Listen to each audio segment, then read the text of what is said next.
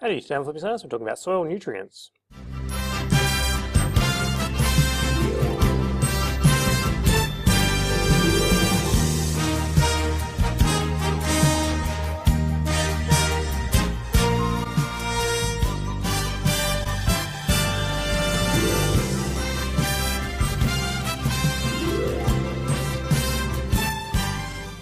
So science understandings we're going to look at. Plants require nutrients which they obtain from the soil, so explain why the soil nutrients need to be in soluble form. Soil productivity is related to the availability of plant nutrients which need to be replenished naturally or by fertilizers. Nitrogen, phosphorus and potassium are major nutrients that plants require. Explain natural processes that replenish soil nitrogen, and explain why fertilizers are required to improve the productivity of some soils. So, plants grow in soil, and that soil needs to contain all the nutrients that plants need to grow. More than that, the nutrients need to be in a soluble form so that the plants can absorb them. Look at our picture down here. We can see we've got sunlight and carbon dioxide coming in. Down the bottom we have our three major nutrients, so nitrogen, phosphorus and potassium. Plants don't have a digestive system like we do. We take in large compounds that contain things like nitrogen, phosphorus and potassium, and we break them down into small units that we can then absorb and use. Plants don't have that ability. Instead, they need to take the nutrients into their roots, and then they can be incorporated into their structures. And they need to take them in soluble form because they can't digest them down into a soluble form by using a digestive system, unlike us. Once plants grow in a soil, we need to replenish those nutrients that they're absorbing. And that can be done naturally by using crops that replace nutrients. So we'll look at nitrogen in a minute. Beans are legumes, and they help to fix nitrogen from the atmosphere into a soluble form that plants can use. So if you grow a whole heap of beans where you were growing something else, you can replenish the soil nitrogen. So that's a natural way of doing it, but you can also do that using fertilizers, which is what's happening down here. Soils in Australia are very old, and because they're old, they lack nutrients because they've had lots of plants growing through them over a long period of time. So due to that, they're low in nutrients. The main nutrients we're going to talk about are nitrogen, phosphorus and potassium. So in Australia, we need to do a lot of fertilizing of our soil in order to increase the productivity. So nitrogen in the atmosphere, it's two nitrogen atoms stuck together with a strong covalent triple bond. It's not particularly reactive because of that triple bond. You have to break that triple bond to get the nitrogen to react with anything. The amount of nitrogen in the atmosphere is around about 80%, and that's fairly constant. Because it's constant, that tells us there's a cycle that's producing nitrogen and a cycle that's getting rid of nitrogen, and they work together in the nitrogen cycle. So here's a bit of a picture of the nitrogen cycle. You have atmospheric nitrogen. It gets fixed through lightning or bacterial processes. It gets incorporated into organisms.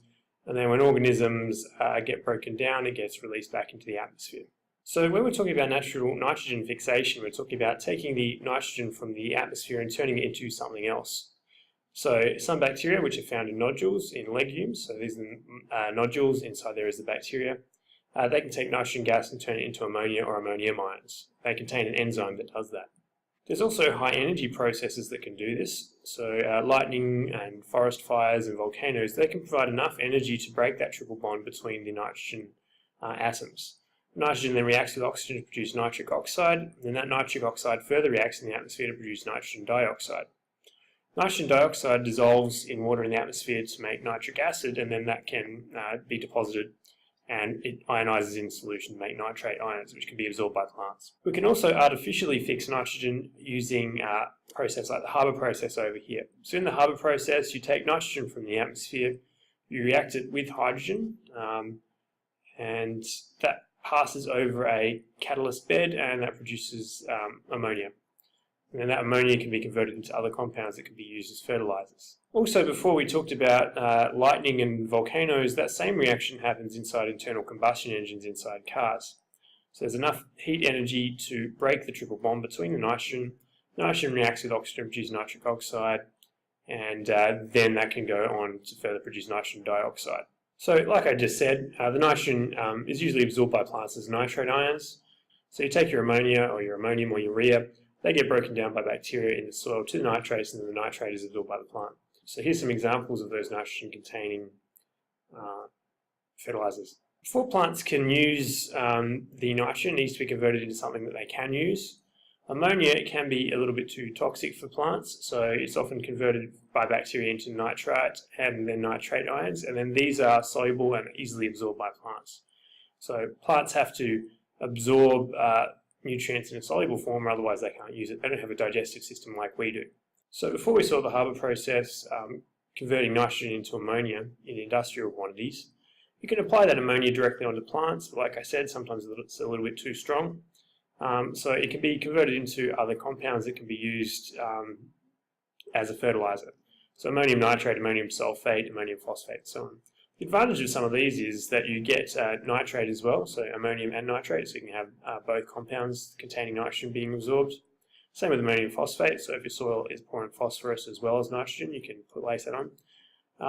And yeah, so here's some examples of those fertilizers. So like I said, nitrogen is a good fertilizer. The reason for that is that the nitrogen is required for root development and leaf growth. It's very important in terms of making nucleic acids, proteins, and chlorophyll. There's a lot of nitrogen in those compounds. Phosphorus is another fertilizer that's often incorporated in at the same time. It's about leaf growth and plant size as well. Phosphorus is found in nucleic acids, ATP and ADP.